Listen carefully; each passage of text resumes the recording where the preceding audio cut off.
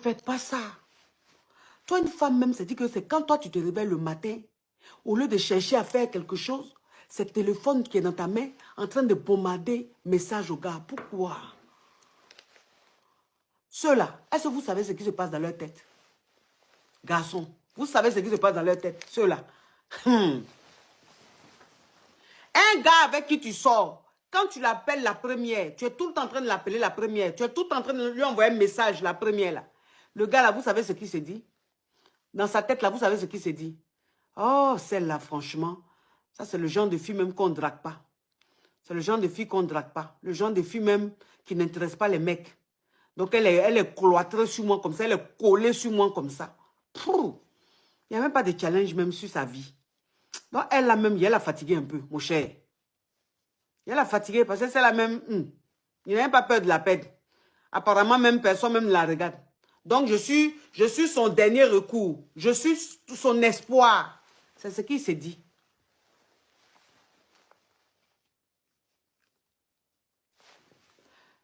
C'est ce qu'il s'est dit. Attends, il a bloqué l'excrément. C'est ce qu'il va se dire. Mais quelqu'un qui te dit ça là, est-ce que cet homme-là peut avoir peur de te perdre? Est-ce qu'il peut avoir peur de te perdre? Garçon, à tout moment qu'il veut te griller, il te grille. Il ne va jamais avoir peur de te perdre. Dans sa tête là, il s'est dit que tu es acquise. C'est-à-dire que toi, la fille, tu vas pas, c'est-à-dire que tu vas te dire quoi? Ah, il m'aime, il a tout le temps envie de moi, il m'aime et tout. Voilà, parce que si un homme ne t'aime pas là, il ne peut pas avoir envie de toi tous les jours. C'est n'importe quoi. C'est n'importe quoi. Ceux qui pensent à la même là, vous vous trompez. Ça là, je dis ça tous les jours. J'ai dit, les amis de ton gars là, ce sont tes amis. Les amis de ton mari, là, ce sont tes amis. Les amis de ton chéri, là, ce sont tes amis. Tu es parmi eux comme ça. Tu es entre eux comme ça. Tu rigoles. Oh Jean, oh Claude. C'est quoi? Pourquoi tu fais ça? Quand ton mari reçoit des amis, quand ton mari est avec des amis, en fait, tu t'occupes d'eux, tu les reçois bien, ce qui est tout à fait normal. Après, là, tu t'éclipses, tu les laisses entre eux, hommes. C'est comme ça, parce que toi, une femme, tu dois créer un mystère autour de toi. C'est-à-dire que les amis de ton homme doivent te respecter, doivent te trouver mystérieuse. Mais si tu es parmi eux, qu'il y a trop de familiarité, arrivé à un certain moment, il y a un manque de respect. Et après, c'est pour dire, oui, les amis de mon mari ne me respectent pas. Les amis de mon chéri ne me respectent pas. Toi-même, tu te respectes. De toute façon, tu causes avec eux, là. C'est comme ça on fait. C'est quoi ça? Comportement yougou à tout café. Il dit que quand tu es dans la relation, et puis tu es fan, et puis on te dit de te faire rare, là. Mais ça te fait mal. Tu dis, mais pourquoi il me fait rare? Je suis fan, je veux vivre mon amour. Mais j'ai dit, tu veux vivre ton amour là. Mais si tu es trop accessible, on te voit trop, on te gratte trop, on te tout trop comme ça là. Est-ce que ça va durer? Parce que le plus important là, c'est dans la durée. Le plus important là, c'est que la relation dure. Mais si déjà tu es trop accessible comme ça, tu es déjà trop acquise, c'est pas bon. L'effet de rareté. Et quand tu te fais rare, il n'y a rien de tel. Tout ce qui est rare coûte cher. Tout ce qui est rare a de la valeur. C'est naturel, c'est comme ça. Donc, dans ta relation, il faut te faire un peu rare. Hein. Tu as compris, Donna? Quand on te parle, tu n'écoutes pas. Après, c'est pour avoir gourmet. Un homme même, quand il est avec sa femme, et que sa femme, elle est trop proche de ses soeurs, en général, les hommes, ils n'aiment pas ça. Les hommes, ils n'aiment pas. Oui. Il y en a qui ne disent pas, mais ils n'aiment pas. Ils n'aiment pas quand il y a trop de familiarité entre leur femme et leur soeur. Ils n'aiment pas. Franchement, on n'a pas se dire la vérité, ils n'aiment pas. Ils sont là, ils regardent. Parce qu'ils savent que ça va se gâter un jour. Ça va se gâter tôt ou tard. Parce que ta belle-soeur, c'est ta belle-soeur. Mais toi, la femme, quand ta belle-soeur, tu la prends comme ton amie, tu la prends comme ta copine, vous vous appelez tous les jours, vous marchez même ensemble, vous vous promenez ensemble, vous partez faire le show ensemble, vous faites le shopping ensemble. C'est-à-dire que vous êtes tellement copines que, arrivé à un certain moment, ta belle-soeur, elle oublie même que tu es sa belle-soeur. Toi-même, tu oublies même que c'est ta belle-soeur. Donc, il y a trop de causeries, il y a trop de confidences. Parce que toi, la femme, quand tu es avec ta belle-soeur, quand tu es trop proche de tes belles-soeurs, tu dis un peu tout. Si ton mari t'a offert quelque chose, tu vas dire à tes belles-soeurs. S'il y a quelque chose qui ne va pas, tu vas dire à tes belles-sœurs. Parce que pour toi, elles t'aiment tellement.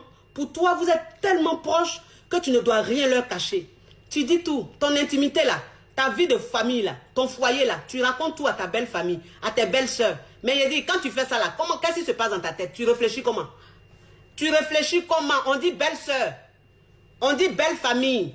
Vous savez ce que ça veut dire? Ça veut dire qu'en général, les beaux-parents n'aiment jamais la femme, les femmes que leur frère ou bien leur fils marient. En général. C'est-à-dire la maman n'est jamais contente. Elle n'aime jamais sa belle-fille. Ou bien les belles-sœurs là, elles n'aiment jamais leur belle-sœur. C'est toujours comme ça. Mais quand il y a de l'hypocrisie, parce que moi c'est ce que je vous dis toujours. J'ai dit, s'il y a un endroit où il y a hypocrisie là, c'est la relation entre belle famille et la femme là. C'est là même il y a hypocrisie. Quand il y a hypocrisie quelque part là, c'est là. Dans l'affaire des belles familles là, c'est là même il y a hypocrisie. Ça veut dire que ta belle famille là, elle est hypocrite avec toi. Toi aussi tu es hypocrite avec elle. Oui, quand elles sont devant toi là, elles montent leurs dents. Mais quand elles sont derrière toi là, c'est qu'elles disent là, faut quitter. C'est qu'elles disent là, faut quitter. Donc ça veut dire que toi la femme, quand tu es dans ton foyer, il faut savoir te comporter. Il faut savoir faire la part des choses. Ça veut dire que tes belles-sœurs, ce sont tes belles-sœurs. Tu dois les respecter. Quand elles viennent chez toi, tu t'occupes bien d'elles. Tu les accueilles bien. Quand tu les vois, en tout cas, tu fais toujours tout pour être agréable. C'est ça qu'on appelle l'hypocrisie. C'est-à-dire que toi, une femme là, si tu ne sais pas faire hypocrisie à ta belle famille là, c'est que toi, tu es foutu. Tu es foutu. S'il y a un endroit où on fait hypocrisie là, c'est une belle famille. Je dis ça. Et puis vous-même qui me regardez là, vous savez que ce qu'elle dit là, c'est vrai. Ce qu'elle dit là, c'est vrai. Vous savez ça? Oui, mais moi, il dit la vérité. Moi, je ne suis pas dans les hypocrisies, les trucs. C'est là-bas, il y a hypocrisie. Oui, donc, de la manière tes beaux-parents te prennent là, c'est comme ça tu les prends. C'est-à-dire que quand tes beaux-parents te voient et puis leur sourire là, ça fait nœud là. Toi aussi, ton sourire fait nœud. Ah, notre belle, on t'aime trop. Moi aussi, je vous adore.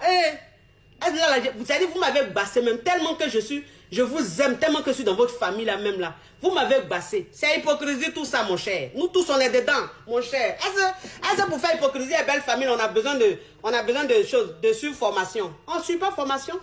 On ne suit pas formation? Oui, oui. Il ne fait pas bien le truc, ma chérie.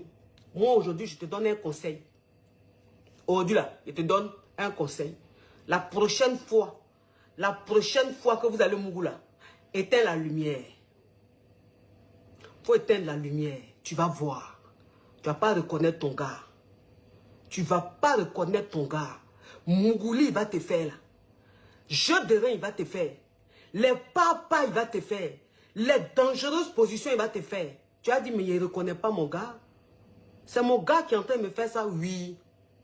C'est ton gars qui est en train de te faire ça. Ce n'est pas tout le monde qui aime la lumière. C'est pas tout le monde qui aime la lumière. C'est comme toi-même le gars. C'est-à-dire que c'est comme toi le gars. Tu es avec la fille depuis. Tu prends la fille.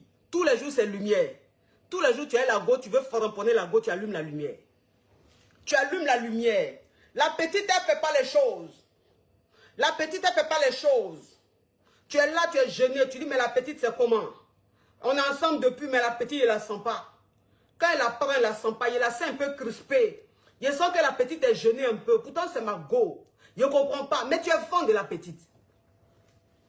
Tu es fan de la petite. Parce que la petite, elle a du potentiel. Tu es fan. Mais tu ne comprends pas sa façon d'être gênée. Quand vous êtes en train de framponner, vous êtes en train de fracasser. Tu ne comprends pas la petite. C'est-à-dire que quand elle descend, par exemple, quand elle veut te frapper une bonne pipe, elle te frappe des pipes coincées. Des pipes inachevées.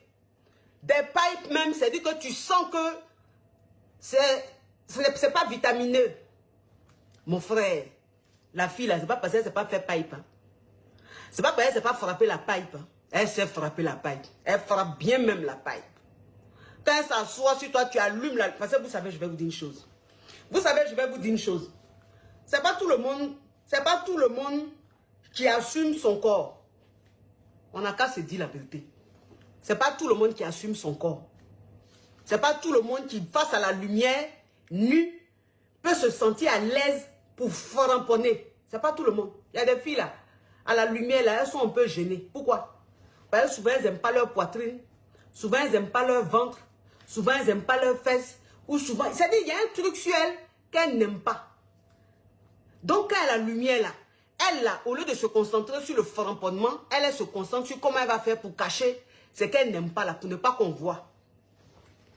En tant que la lumière est éteinte, là, est-ce que tu peux voir 5 qu'elle n'aime pas, là? Tu peux voir 20 qu'elle n'aime pas, là? Est-ce que tu peux voir petits défauts qu'elle cache, là, à la lumière? Tu peux voir ça? Tu ne peux pas voir ça. Et c'est là, maintenant, elle va te montrer qui a mis l'eau dans le coco. C'est-à-dire que c'est là, elle va faire de l'art. C'est là, là même, c'est-à-dire que parce que d'habitude, toi, l'homme, d'habitude, quand la fille, elle veut te frapper la pipe, la lumière allume. Tu vas voir ce qu'elle va te faire. Parce que, bon, vous là, mais remarquez, j'ai dit, remarquez, les meilleurs goûts se font dans le noir. Les meilleurs goûts se font dans le noir. C'est-à-dire que quand deux personnes même, c'est-à-dire que quand deux personnes s'aiment, quand deux personnes s'aiment et elles sont en train de s'embrasser là, elles éteignent, elles ferment leurs yeux. Elles pouvaient ouvrir les yeux. Parce que c'est-à-dire que pour bien ressentir les sensations, c'est-à-dire que pour bien apprécier le goût, tu fermes les yeux. Ce qui fait que quand deux personnes qui s'aiment s'embrassent là, elles ferment les yeux. Une fois qu'elles sont en train de s'embrasser, les yeux se ferment. C'est-à-dire que ton esprit a besoin d'être dans le noir pour être apaisé, pour sentir même, c'est-à-dire que pour ressentir le plaisir. Remarquez. Quand tu es en train de manger, tu es en train de déguster quelque chose de très bon. Quand tu prends, tu mets dans ta bouche là, c'est-à-dire que quand tu prends et puis tu mets dans ta bouche là, la première réaction c'est quoi? C'est c'est-à-dire que quand tu mets quelque chose dans la bouche là, ta première, quand c'est bon là, ta première réaction c'est quoi? C'est quand tu mets, par exemple, moi je vous dis les choses, hein. Moi je vous dis les choses. Par exemple, tu as dit, par exemple, la petite bouteille d'eau là, je fais un exemple. Par exemple, quand ça là, j'imagine que c'est quelque chose, c'est par exemple du jus ou une boisson que tu ne connais pas. Et puis on vient, on te donne la bouteille, on te dit de déguster pour connaître le goût. Mais quand tu prends là, quelque chose que tu ne connais pas, quand tu prends, même quand tu connais, mais quand tu prends et puis tu fais ça. Quand tu dis là, tu dis jamais le les yeux ouverts. Quand tu dis là, c'est les yeux fermés. Pourquoi? Parce que tous les meilleurs goûts, c'est-à-dire, ça se ressent lorsque les yeux sont fermés, lorsqu'on est dans le noir. Donc même quand tu as la lumière, le fait de fermer tes yeux, tu es automatiquement dans le noir. Et tu apprécies le goût, la saveur. C'est la vie, c'est comme ça. C'est la vie, c'est comme ça. Tous les meilleurs goûts, toutes les bonnes choses s'apprécient dans le noir. Donc quelqu'un qui a envie de mougou, qui a envie de, c'est-à-dire qui a envie de se mettre à un niveau de goût extrême, il a besoin de se sentir dans le noir. Toutes les meilleures choses se font dans le noir.